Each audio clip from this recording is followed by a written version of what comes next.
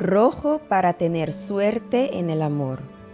Amarillo para tener mucho, mucho dinero.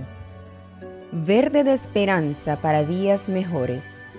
Blanco para tener la tan soñada paz.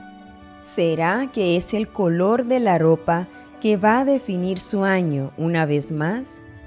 Las simpatías populares siempre aparecen fuerte en la noche del cambio del año, pero no sustentan sus fuerzas en los demás días. ¿Qué esperar del día que puede cambiar no solamente la trayectoria de su 2023, sino de toda su vida? Participe de la vigilia del cambio de año en la Iglesia Universal.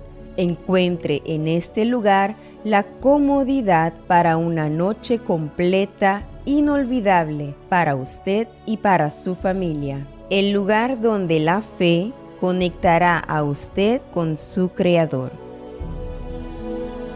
Sábado 31 de diciembre a las 10:30 de la noche. Llegue temprano y aproveche esta noche especial en la Iglesia Universal del Reino de Dios, calle Industria Paribas, número 32.